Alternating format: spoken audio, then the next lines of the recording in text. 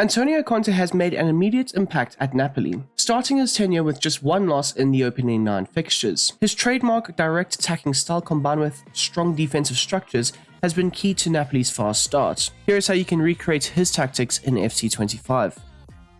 To start off his Napoli tenure, Antonio Conte has used 2 different systems. The much associated 3-4-2-1 system, as well as a 4-2-3-1 system and structure. Now, this system and structure can also morph into a 4-3-3, allowing for McTominay to drop out of that number 10 position and join up with the other midfielders. You'll see Conte's side frequently switch between the 4-3-3 as well as the 4-2-3-1, depending on how attacking they're looking to be or how direct they are looking to play with their attacking outlets. Now, when this system is in play, you will see them defend with a 4-man backline area, looking to defend in the wider zones as well as contain the central areas.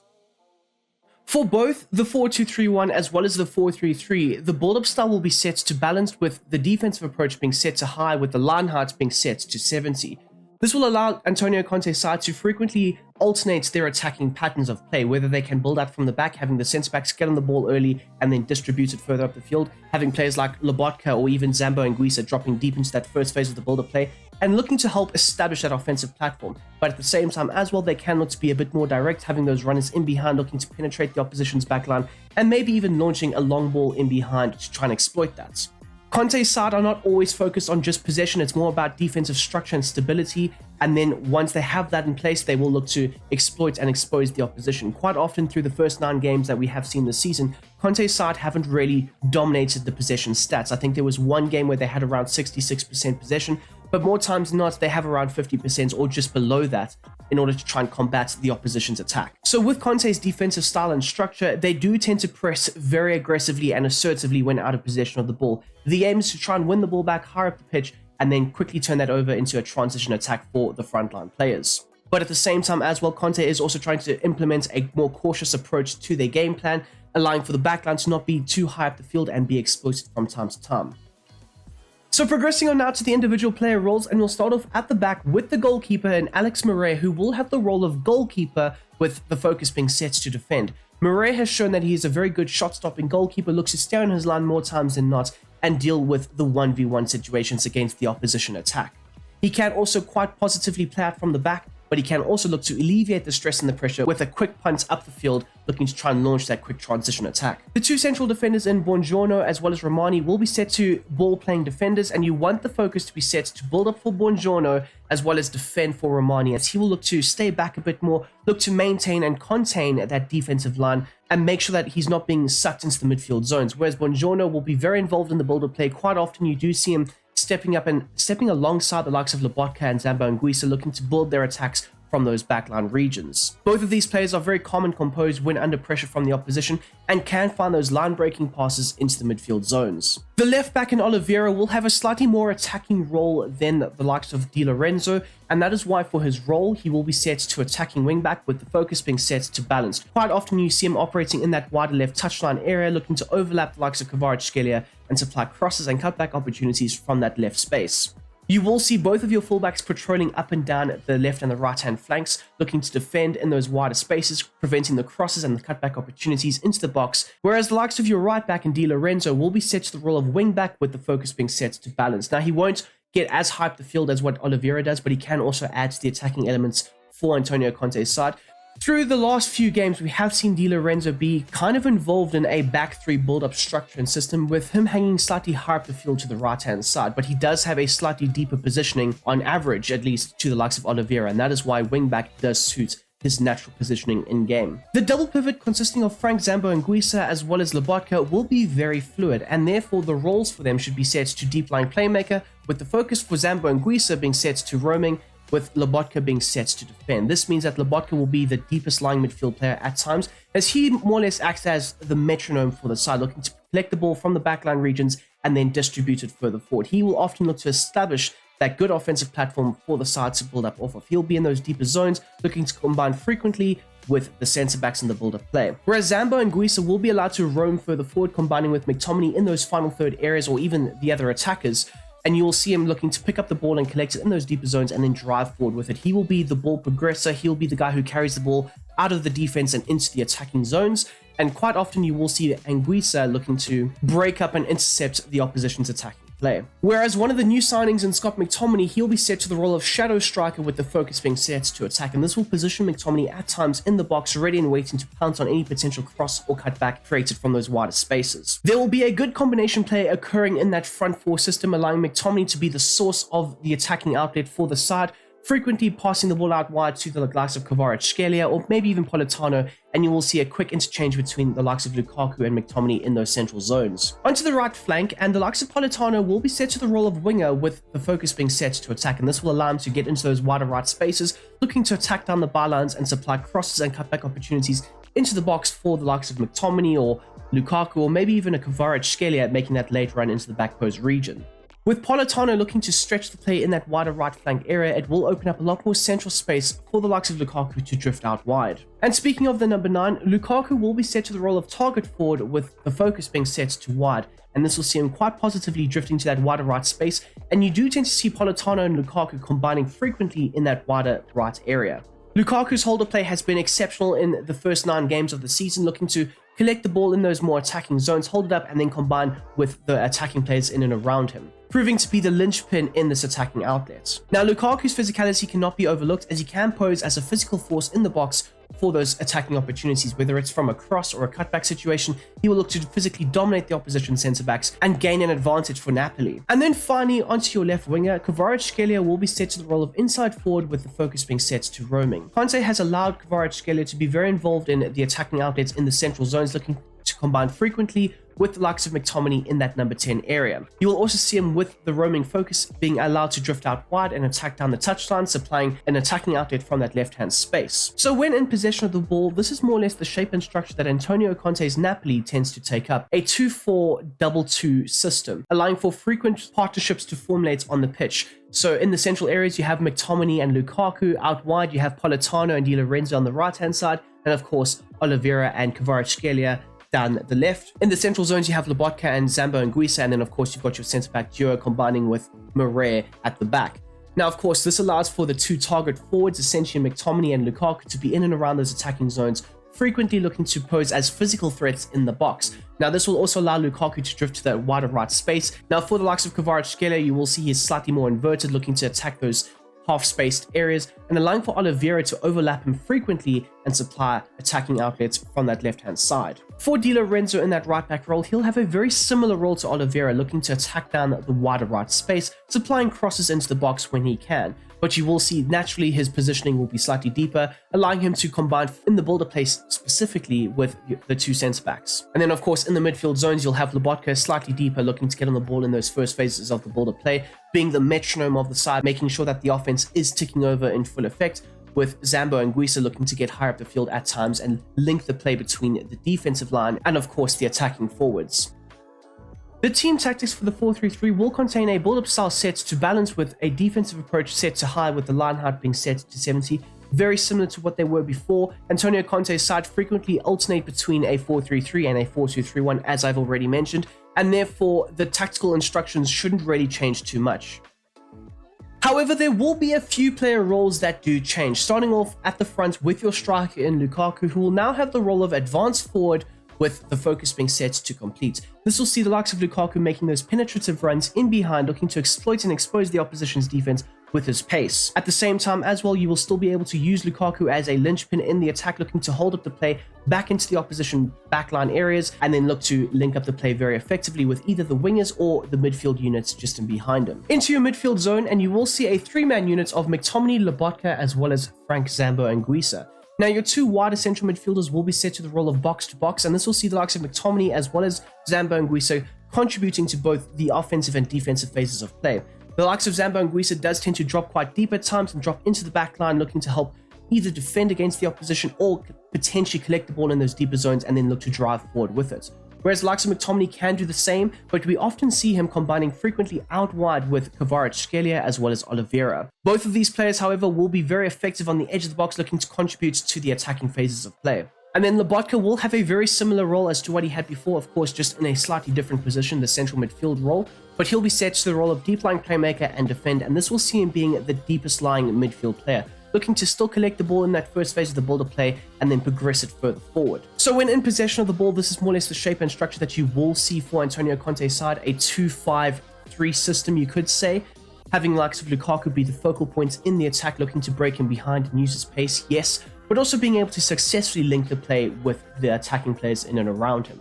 Kvaratskhelia will still be set to the role of inside forward, looking to drift inside, operate in that number 10 position, whilst the likes of Oliveira will look to overlap him on a consistent basis. Out to the right-hand side, Politano will still resume the same role as before, looking to stay out wide and supply crosses and cutbacks into the box from that wider right position. And the same can also be said for Di Lorenzo, looking to combine frequently with Politano down the right-hand space. The structure of this 3-man midfield will not change that much. Zambo and Guisa will stay as that box-to-box presence in that wider right zone, with Lobotka acting as that central presence, and then of course McTominay looking to do the same as Zambo and Guisa, but on the left-hand side. Of course, in this role, you might see the likes of McTominay or Zambo and Guisa dropping deep at times to help assist Lobotka in that first phase of the build-up play. And then of course, the likes of Buongiorno as well as Romani, their instructions won't really change, and neither will their positioning. For the Napoli assignments, the captain should be Di Lorenzo, with the free kicks being designated to Politano, whether it's the left or the right, or even from those deeper areas of the field. Now, I do know that when Politano is off the field, Kvaratskhelia has stepped up every now and then to whip in either a long free kick or potentially take a shot on goal himself. The penalties will be set to Lukaku, but there has been several different penalty kick takers to start off the season. Ngong has taken a penalty, the likes of Di Lorenzo has also taken a penalty. So it is going to be Lukaku, as he is the best penalty kick taker, with it being set to 88, but otherwise it has varied to start off the season. The left corner kick taker will be set to Kvaratskhelia, as Conte does want in-swinging corner kicks, so naturally Kvaratskhelia is right-footed, and the same can be said for Politano from that right corner. Now, the main target for these corner kicks will be the likes of Lukaku, using his physicality, barreling in, out-dueling the opposition centre-backs in the air, and physically putting the ball in the back of the net from time to time. Whereas the near post runner will be the likes of McTominay. Now, McTominay's runs have alternated. I have seen him making those near post runs, but I've also seen him making those runs at the back post as well. But for the time being, I have set him to the near post runner, with Buongiorno being the back post man. And there you go, people. That is how I would go ahead and replicate and recreate Antonio Conte's 4-3-3 as well as his 4-2-3-1 structures. I do hope you have enjoyed this video. And if you don't mind smashing that like button down below whilst also subscribing, that would be fan-damn-tastic. We are on the road to 15,000 subs, so if you could smash the like button whilst also subscribing, if you are new, that would be great. As well as if you have a Discord profile and you would like to join up with the Brom Squad Gaming Discord server, where we discuss everything about real life football as well as FC25 and some of the irritations that we have and some of the things that we like and all that good stuff, please don't be afraid. The link will be down below in the description. Click on it, join up. It is for free, of course, and join in with the conversations, please. Anyways, we are going to hop on into some gameplay where we will discuss these two tactics in full effect. Napoli versus Empoli, that is the next game, and I do suspect that Antonio Conte's side will absolutely batter this lot with pure physicality and directness with their attacks. Great ball carrier, McTominay yet again. McTominay finds a great pass into Politano, who takes on a shot, and it's blocked away by the defender. 9 minutes in, McTominay's holding up the play, out wide into Politano. Politano's looking for that back post. Look who's there, Lukaku, he towers in. That is physicality at its finest. Why does he do backflips?